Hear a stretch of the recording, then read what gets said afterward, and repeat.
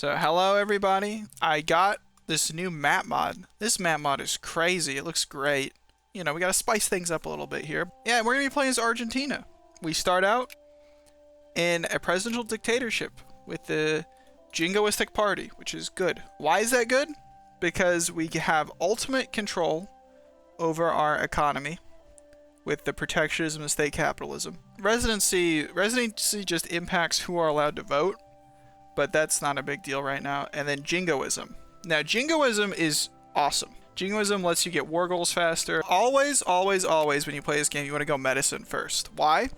Because it increases your pop growth in a bunch of really significant ways. We are playing down here in South America. We don't have any coal. There are a few, just a handful of sulfur-producing provinces and then an iron-producing province. So right now, we're just going to make our guys focus on clergymen. If you have 4% clergymen in a state, then that gives you the maximum literacy boost. So that's very useful. So we're going to ally Peru. We're going to immediately justify against Uruguay.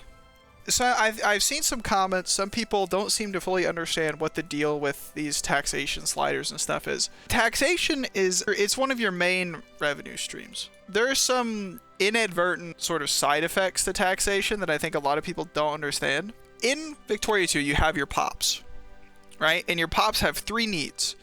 They have life needs, everyday needs, and luxury needs.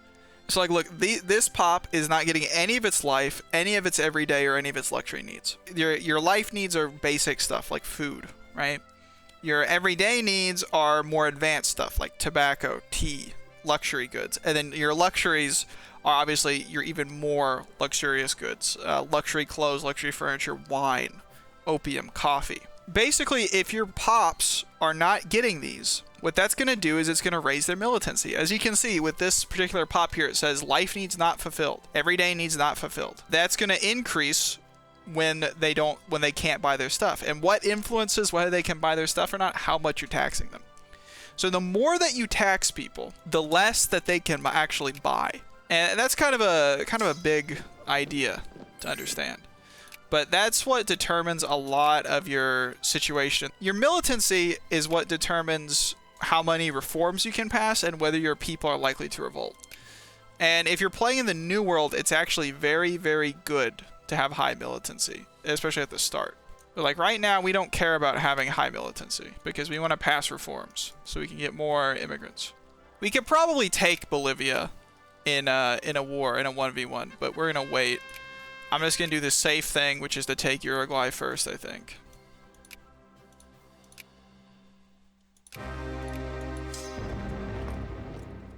And Temperance League, right off the bat, you always want to click an excellent initiative. So the reason why I went straight for Uruguay is just because they have such a large proportion of Plantinian pops, which is our accepted pops. So yeah, we got Uruguay. That's kind of cool. I've gotten some criticism, and maybe it is warranted, that I do not go for these techs early enough. But the way I see it is that if I can't fund my education to max, there's no reason to go for those yet, right? So what we really want to do is we really want to go for commerce techs. We really want to get our money, our income up, and then once we have a sufficiently high income, then we can start doing all that other stuff. So Bolivia has no allies. They are all alone. It's time to declare war on them. And Peru will join. So yeah, we can take Alto Paraguay, call allies. Peru will join. So we should have this all in the bag. And we massively, massively outnumber the Bolivians here. See, we don't really care how badly Peru gets owned. They're there to be a distraction for us.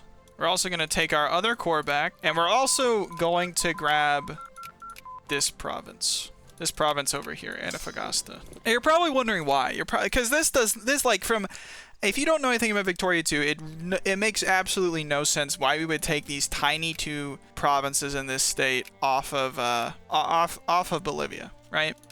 And the reason why is because the RGO's here. So the RGO stands for Resource Gathering Operation, and this is basically these are the resources that are being produced in each province. Now, the name of the game in Victoria 2 is autarky. Autarky is the idea that you should have domestic production for all of your military needs. in a given country.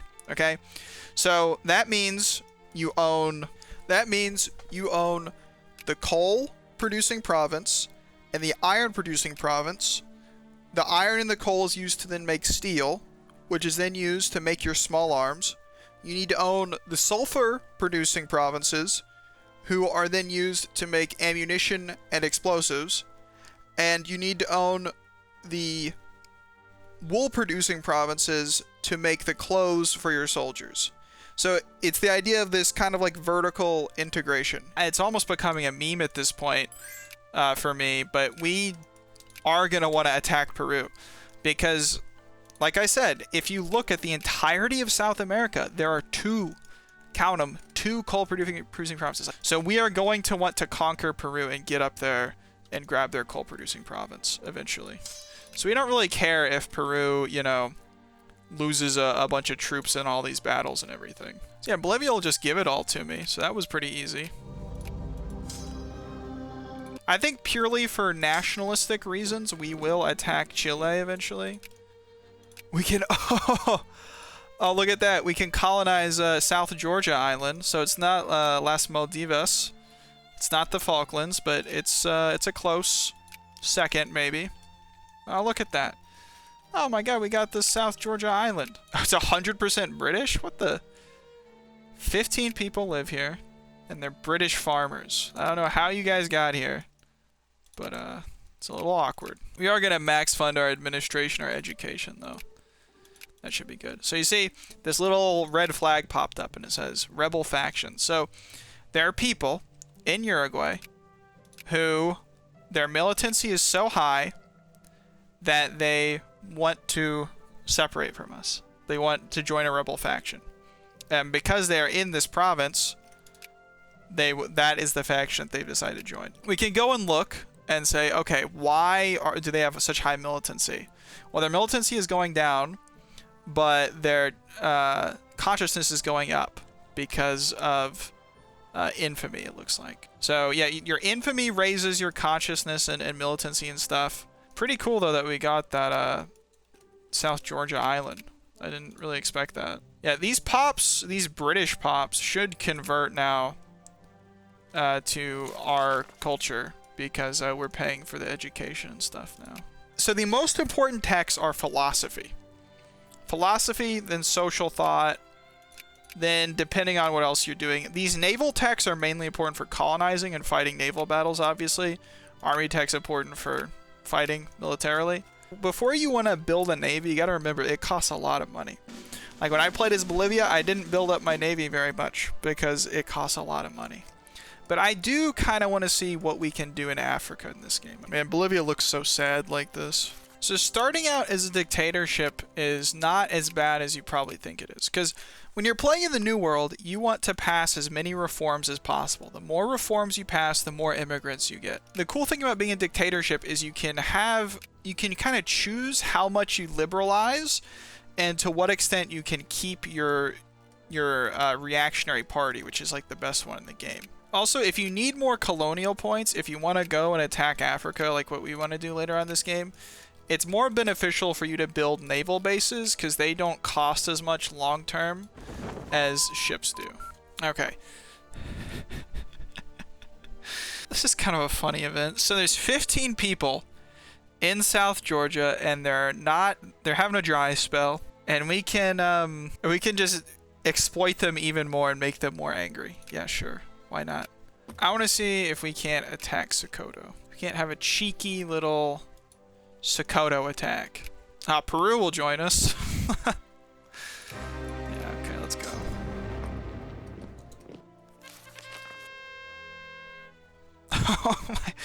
Oh no, there's an outbreak of typhoid fever down here. We can either... let's just kill them all. Oh, 3 people died. That's so sad. Alright. So now we have landlocked colonies here in Africa, which is a little silly. It's a little silly, I'll be first to admit. But now we have a coal-producing province, and that's huge. That's a big deal, man. Yeah, so just by conquering that one province, yeah, half of our population is Hausa. Like only a quarter of our population from taking those 2 states is our primary culture. Yeah, Chile is going to hate us. I mean, they're going to hate us because we took Antofagasta. We can actually start industrializing now. There's a lot of discussion about where you should build your factories and all this. I'm here to tell you there's only one thing that matters when it comes to where you actually build your factory. That is if it's in a populated state.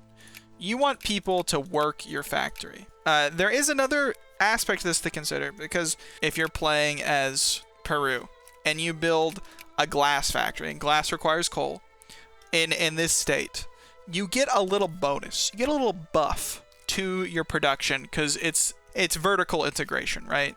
You're doing all of the work on the same province. But from what I understand, vertically integrating like that does not actually help you. That buff is to offset the amount of people who are now not going to be working that RGO, that very valuable, very important RGO of like coal, and who are now going to be working in the factories. Because obviously you want every pop in this province, theoretically, you want as many as possible to be working this coal province, especially if it's one of your few coal provinces you actually have in the game. That's why you really want to build in your most populated provinces that have not important RGOs in them. So, oh my god, there's one guy. There's one guy in the Argentine South Atlantic Islands. Let's take a look at him. He's an officer. He's a British officer. If you look at population density, the population density in the old world, just in general, in the whole thing really, is way, way higher than is in the new world. It's pretty depopulated over here. So like when you're in European colonizing, you can usually integrate states a lot easier. But with us, it's just a little bit harder. So the way that you can kind of think about building factories in this game is you think about it like investing in the stock market. If you're investing in the stock market, you don't want to like, you know, buy at the dip and then try and sell high. You want to stay in for it for a long time. And you want to buy stocks, you want to diversify your portfolio. Buy stocks in a lot of different stuff. So that way, you know, if one thing goes up, or one thing goes down, you know, the other stocks can kind of stabilize your profits and whatnot. So you really want your good factories to kind of prop up, so to speak, your bad factories, right? So like even though we're losing money from this factory, net we're gaining money because we have one in the black and one in the red. So naval bases are really expensive, but they don't have the same like reoccurring costs as building a navy. And as far as like increasing your colonial power for colonizing Africa and stuff like that, I think that building naval bases is generally more efficient. Instead of the one British soldier officer, oh, clergyman? So he went from a soldier to an officer to a clergyman, the single only one on this island. They have a real problem with the mafia down here.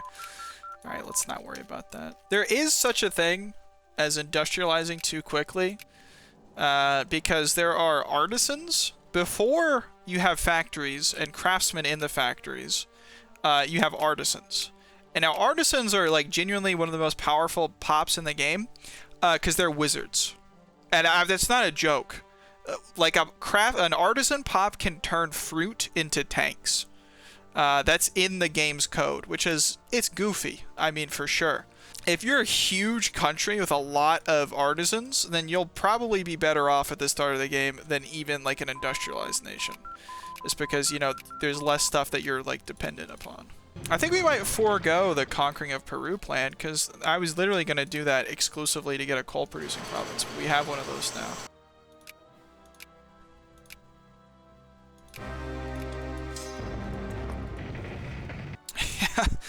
I don't think Sokoto is going to be civilizing this game. Just a hunch.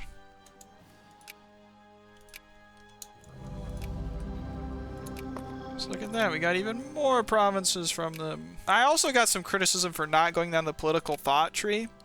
The political thought tree gives you these national focuses, and don't get me wrong. National focuses are supremely useful. Like, they are super useful. The problem is that you get them depending on your population. They're dependent on how high your population of your culture is in your country. So you can be a massive nation with a ton of pops, but if you don't have a certain percentage, a certain high enough number of pops that are your actual culture, then you won't get it. So like, I'm gonna research ideological thought, but I don't think it's actually gonna get me anything useful here. We don't have the pops. See, we got the national focus, and our technology limits us to 3, but our core population just isn't large enough right now. So we got the conservatives in charge, which is not as bad as the liberals, but not as good as the reactionaries, because we don't have as much control over our economic policy. We can't set our tariffs to max. So once we get this tech, we should be in a prime colonizing position. Hey, hey, hey. Oh, wow. Wait, what happened here? Yeah, South Georgia. There's no one living here anymore. That one guy died. It's kind of strange we haven't been sphered by anyone yet, but I suspect, so the higher your population is, the harder for you to get sphered. So, and also we don't really border anyone or anything.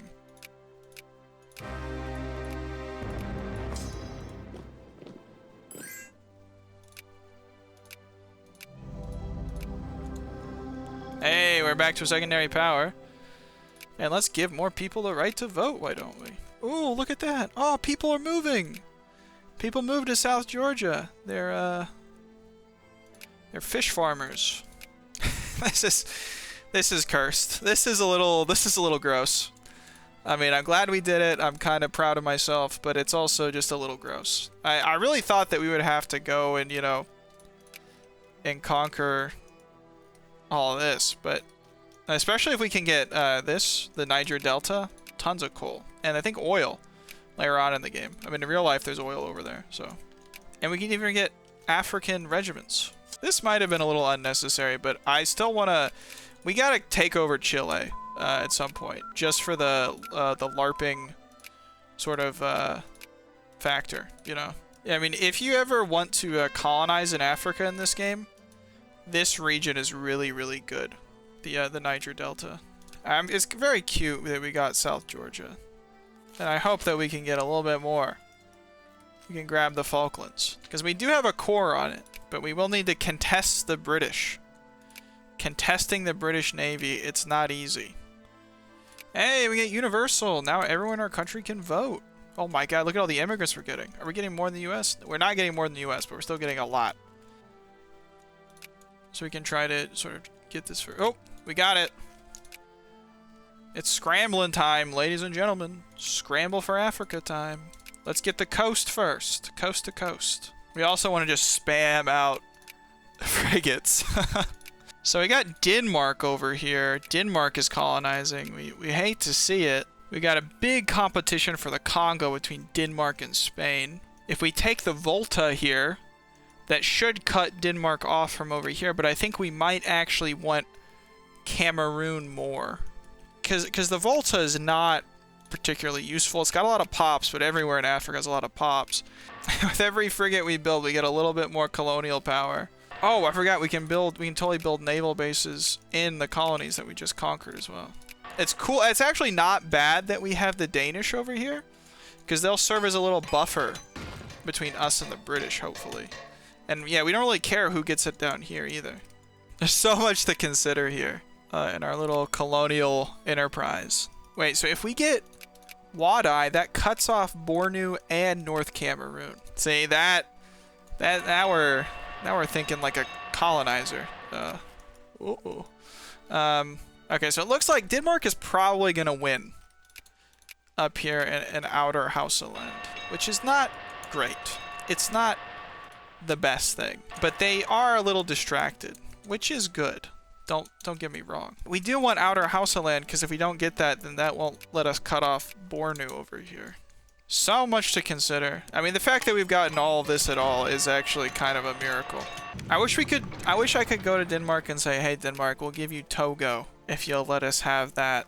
I mean, is it worth pulling out of Togo? I mean, is it worth, and then, you know, trying to consolidate our position up here? Maybe. It might be, honestly. And hey, we're getting close to becoming a great power too. We should grab Darfur real quick, I think, so that way we can have a border with Ethiopia. And then we should go there later. I mean, that seems obvious to me. Yeah, so Spain is coming up here, so we're just gonna snip that in the bud. Dude, are we gonna become a great power from this? Oh my god, they're contesting us over here in Chad. No, I won't have it. This is where we put our flag in the sand and say, no. For Chad, we'll do anything. Oh, we got an event. Gives us a bunch of research points. Law 1420. And we're gonna be huge. We're gonna be the biggest country in Africa. Mark my words. Oh, we're winning over here in Chad. Yeah, that's right, Denmark. You thought you could mess with me? Take all my land? No, sir. No, sirree. Oh my god, we can even go further. Oh, yeah, look, so the Spanish are now down here in the Congo. We'll let them tick this out. We'll let them contest that so we can get Uganda. Oh, they left! They left Congo Oriental. Africa's looking beautiful, isn't it, ladies and gentlemen? I'd never conquered Sokoto, like, early before. But I think that was actually, like, a supremely worth it thing to do. Oh my god, we got Chad. Well, now we got points to spend, baby. We got points to spare. Too well. Oh, model colony in Nigeria, no less. Beautiful. Cheeky little Easter island over here.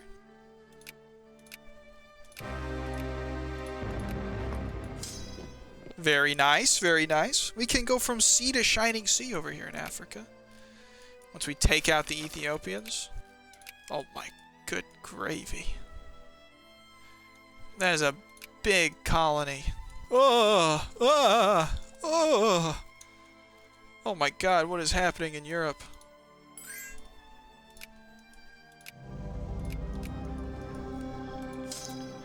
And we got Paraguay. Denmark fears our might. Oh, dog bites a child. We are the 6th great power of the world. I mean, that's a pretty nice Africa. I mean, it's not, but you know, it could be worse, I guess. Yeah, let's go invade Ethiopia. Why not? That's what all the cool kids are doing these days. I think if we take over Oromia, yeah, let's blitzkrieg them, boys.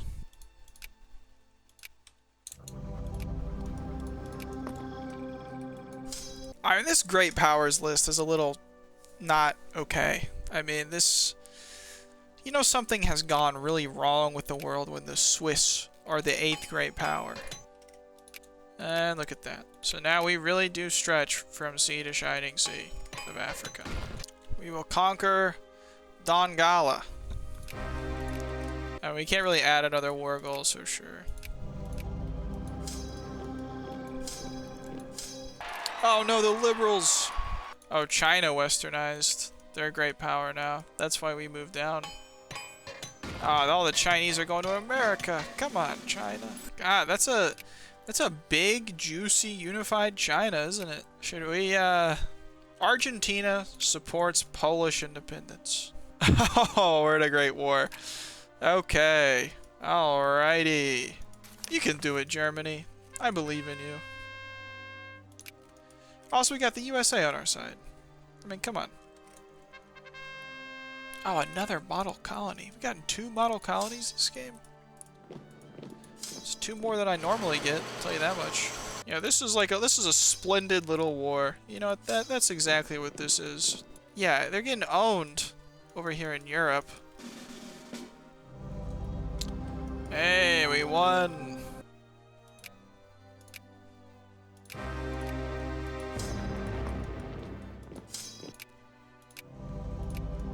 But hey, we got Ethiopia, so... I mean, come on, that's a nice Africa. We've done our colonial project. I think now we engage in horrific nationalism and destroy Chile for the rest of the game. Oh! What is this? Is this a communist revolution in Chile? Well, we can't have that. No, sir.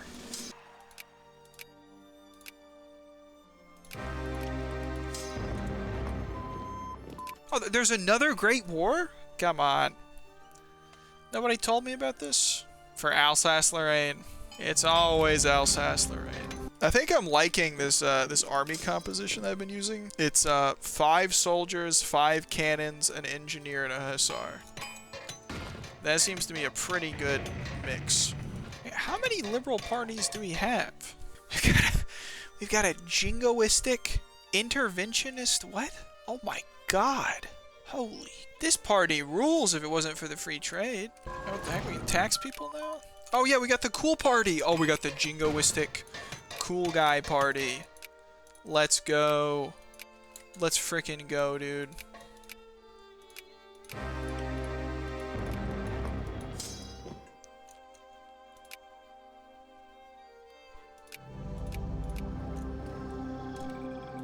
So we've got a crisis over the liberation of Ukraine.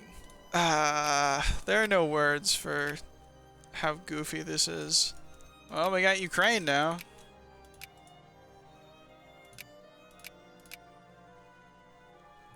Let's do this. That's right, we're starting the Great War, or the Third Great War over the Falkland Islands. It's just how I roll, man. God, look at that occupation of Canada. It's beautiful. Oh my god, the Germans. Oh no. Oh my god, I didn't realize the Germans would be coming down from Turkey. That's ridiculous. I'm just gonna let them take all this. We're gonna hide out in Tripoli over here. That's really our best bet. We are winning the Third Great War. Make no mistake. We're gonna hold out here in North Africa, whatever it takes. This is our entire African army. We can't just let that die, you know. Wow. Acquire British Patagonia times 21 Great War capitulation on all these guys. Jesus. Well, we got the Falklands back, everybody. Germany built the Suez. Ugh. Oh, it's the Fourth Great War. That's crazy. Germany's once a province off of Russia. This is kind of weird, actually. I wonder who's going to win this. Because, you know, obviously the Germans are the land power in Europe, right? But they just got Great War capitulated. Yeah, I'll join. Since you're winning, I'll join. What do I want from this? I mean, we're really taking down the bad guys of history. The Germans and the British. Good job, guys. Good war. Excellent work, everybody. So here, this is how I can, like, put on display kind of what I was talking about earlier with militancy and taxes. So, like, right now, it's about a third, a third, and a third getting their life, everyday, and luxury needs for, like, the poor. If I raise the taxes, then it increases the amount of people who are only getting their needs partially fulfilled by a whole lot. So that means that those people will become more militant over time. Whoa, whoa, whoa, whoa, whoa, whoa, whoa, whoa, whoa, whoa, whoa. British communists? Oh my god. The Workers' Commonwealth? They're not doing so hot over there, it looks like it. Oh, now what happened to Britain? Oh, now they're a republic. I wonder how long that's gonna last. Oh, man. This is the second time we've seen this happen. We granted all the reforms that we can. This is the frustrating part. Oh, wow. Now it's the British Union of Fascists. Mr. Mosley in charge. The Fifth Great War. German liberation of Ostprussian. I don't even know who's going to win this. I'm on the Russian side, of course. I hope that the French get Alsace-Lorraine back, just for the sake of things, really.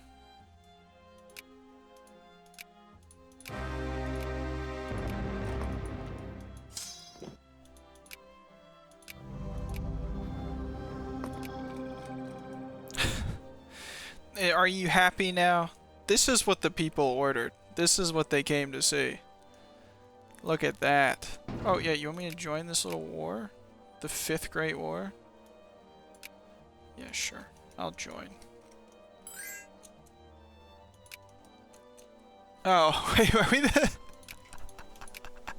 So we're the highest great power in the actual war. Oh man, we can add war goals and stuff. Oh, this is great.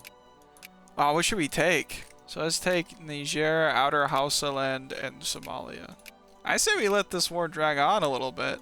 I mean, I don't know about you guys, but I enjoy seeing the British and the Germans knock down a peg. Oh, man. I want to at least... Oh, Great Britain.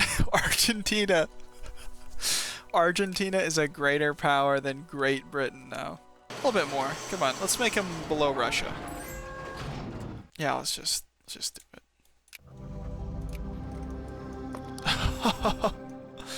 Look at that.